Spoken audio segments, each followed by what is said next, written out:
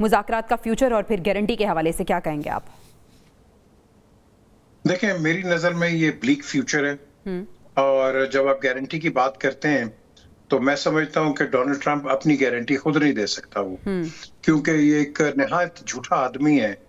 जितनी बड़ी गोली, मैं अब आपको थोड़ा सा डाइवर्ट करता हूँ, जितनी बड़ी गोली इसने ये जो पीटीआई के मेंबर्स हैं उनको दी है, मैं ये कर दूंगा, मैं वो कर दूंगा, उसके बाद उसे नाम ही नहीं लिया। इससे बड़ा झूठा आपको कहाँ मिलेगा?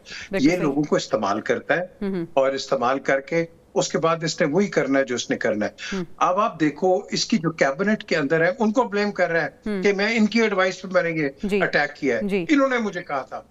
ये किसी का नहीं है। और जब हम अभी आप वैंस की बात कर रहे थे, Vance is the next potential president of the United States as a vice president. उसके पास एक ओपनिंग उसको मिल रही है कि अगर वो करवा लेता है जिसकी आपने सवाल किया है, तो I think कि then that will give Vance a chance.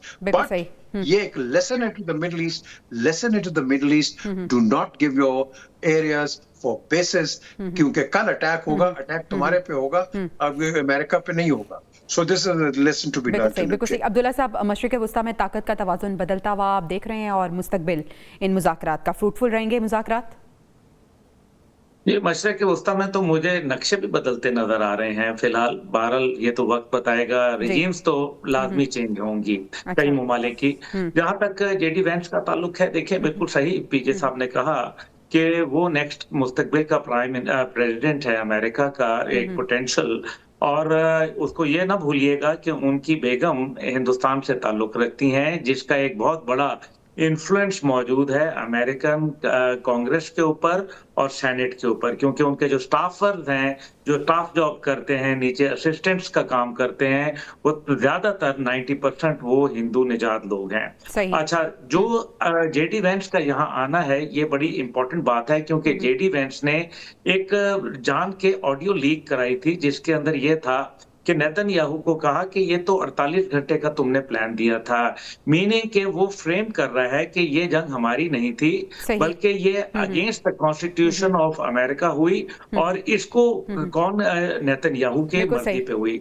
इसलिए जब वो यहाँ आ रहा है तो ये एक बड़ी इंटरेस्टिंग बात है कि अगर यहाँ पे आना भी एक बहुत बड़ा मैसेज है। डॉक्टर साहिबा, आप क्या देखती हैं?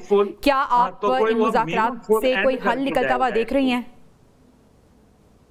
अगर आपने गारंटी की बात की तो देखिए, मैंने पहले भी आपके प्रोग्राम में कहा था कि ट्रंप की गारंटी तो कोई भी नहीं दे सकता। जो भी ममालिक बीच में आ रहे हैं गारंटर के तौर पर कोई भी नहीं आ रहा है, मीडिएटर के फैसिलिटेटर के तौर पे आ रहे हैं। आप देखना है कि वो इजराइल जो अमेरिका से और ट्रंप से अपनी मफाद की खातिर जंग शुरू करवाई थी, plan by Israel and executed by America, ये जो वॉर थी। अब देखना ये कि अमेरिका और ट्रंप इजराइल और नेतन्याहू को लेबनान पे जंगबंदी का मुआहदा करने पर जो है वो कर सकता है कि नहीं कर सकता ना, मतलब वो अपनी बात मनवा सकता है कि नहीं मनवा सकता, क्योंकि ट्रस्ट क्रेडिबिलिटी तो as US president Donald Trump अपनी मुकम्मल खो चुके हैं ना। तो अगर नेतन्याहू को इजराइल को ट्रंप ये बनवाता है, जंगबंदी पर वादा करता है, तो बात है वो इजराइल जिसके पास जो है वो ऑलरेडी न्यूक्लियर बॉम्ब उसका ऑफ लिमिट है, ठीक है। दुनिया में उसको चैलेंज नहीं कर सकता। जॉन एफ कैनेडी ने 1963 में उसको चैलेंज किया था, उसके कुछ अर्से के बाद हम उनकी असैसिनेशन देखी है। तो अमेरिका का कोई भी प्रेसिडेंट जो है वो इजराइल को कभी को चैलेंज नहीं कर सकता।